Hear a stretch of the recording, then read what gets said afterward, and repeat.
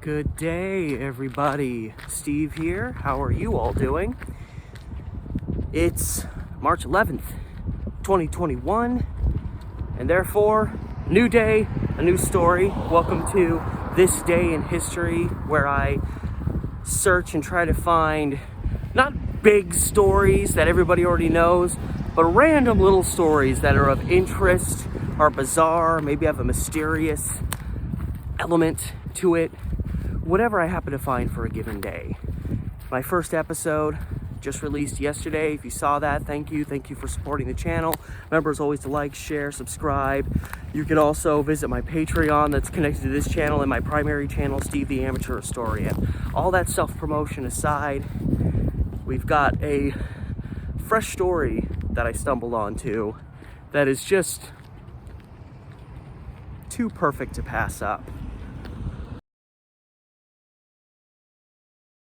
Police hunt fake agent.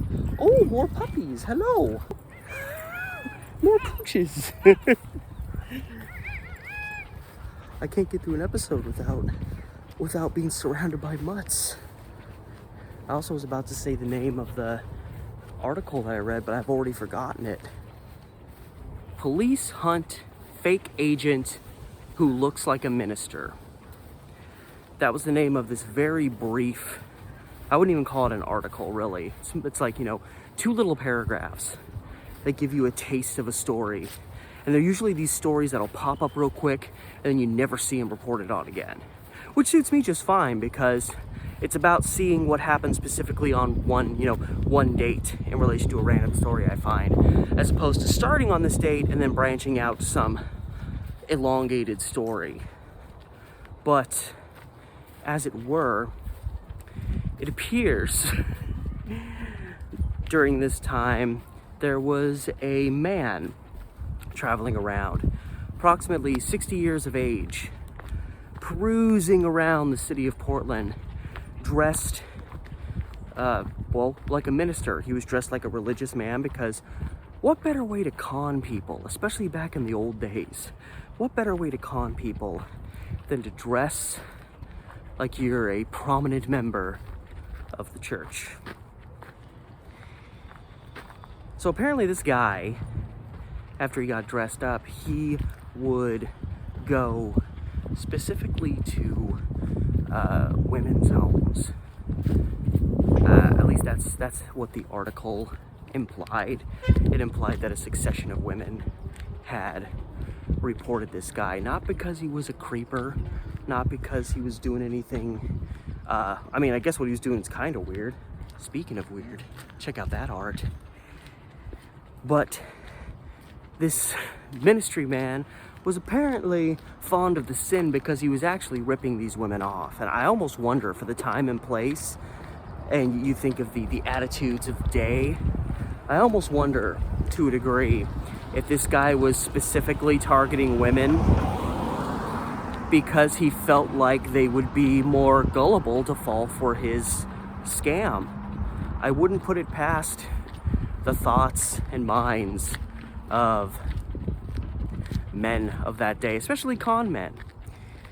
The story implies this guy pulled this scam multiple times, but it only references one specific account given by a woman named Anna Wingate, who lived, I think it's 406 Morrison Street. Now, this was before the switch. Like in 1930, the city of Portland completely revived their structure and all the addresses changed. So what would be 406 Morrison today would not be the same address. But anyway,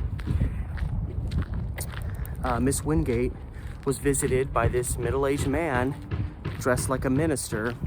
And while some ministers are scamming people, some people are fixing up old drug houses. That used to be like a real messed up drug house, but it's all cleaned up now. So Miss Wingate claims that this man came to her door selling magazines. Sounds kosher. Minister walking around. He had a company that he was working for. I'm selling these on behalf of the blah, blah, blah, blah, blah corporation. So what reason would Miss Wingate or any of these other people have for disbelieving this guy. People weren't nearly as suspicious as they are today. So Miss Wingate paid $11 for, as it was described, a year's subscription to a fashion magazine, and apparently also made a small payment towards his organization.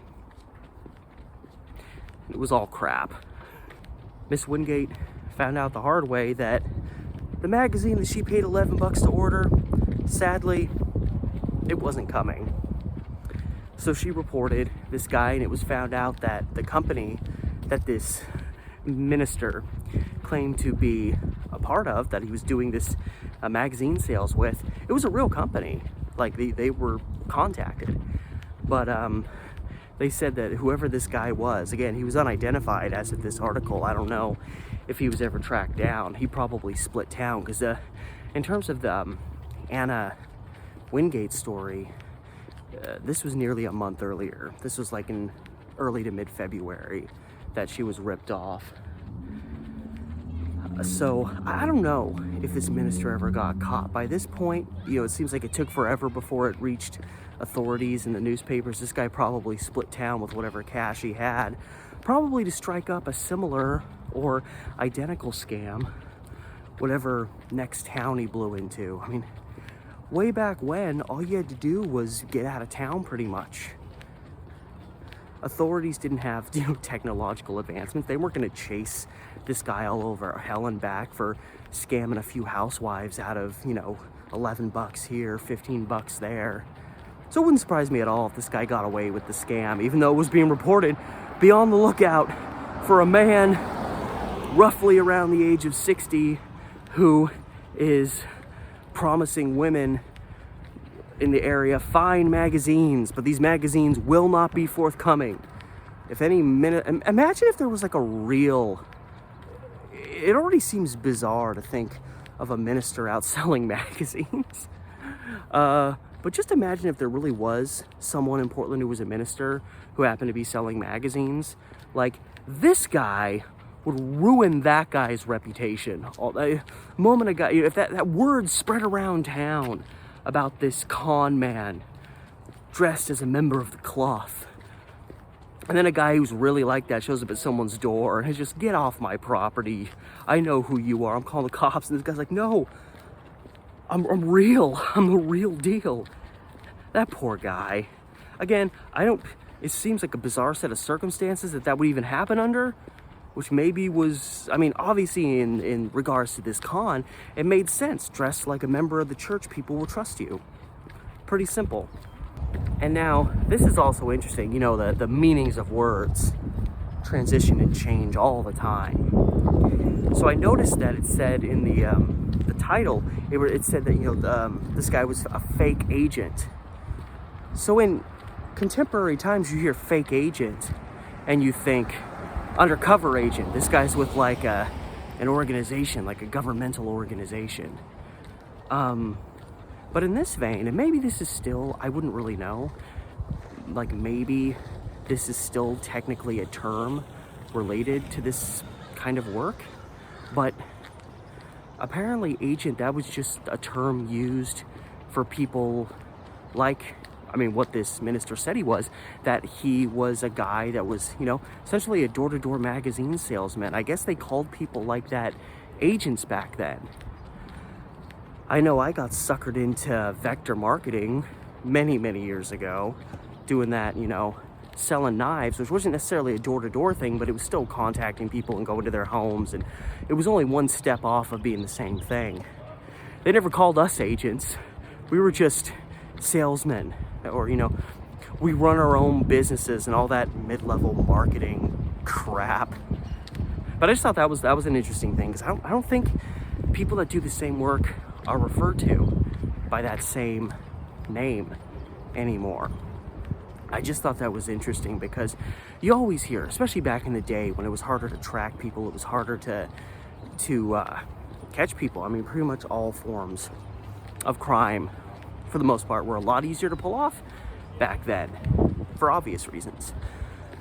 And so you'd always hear in the old days these scams that people were pulling off, but they were usually fairly straightforward.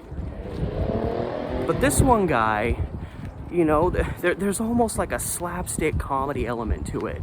The fact that this guy wandered around dressed like a minister, but he was just selling magazines. Well, that's another thing.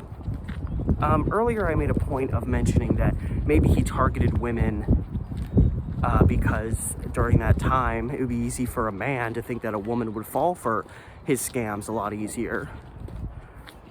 And the sexist attitudes of the time, but also way back when magazines, reading magazines, correct me if I'm wrong, but from what I've always heard, reading magazines was more of a kind of housewife thing to do. It was more of a thing that women did. So that is actually probably a more accurate explanation for why this guy was targeting women. Either I can't get inside the guy's head. I'm just theorizing at this point. But anyway, I thought this was just this little, 2-paragraph story just stuck into this amidst all these big articles about, wars and the economy and all these big things. And then you just got this one funny little thing just kind of stuck right in the middle. That's the kind of stuff I look for. That's the kind of stuff I love. So maybe he was caught, maybe he wasn't.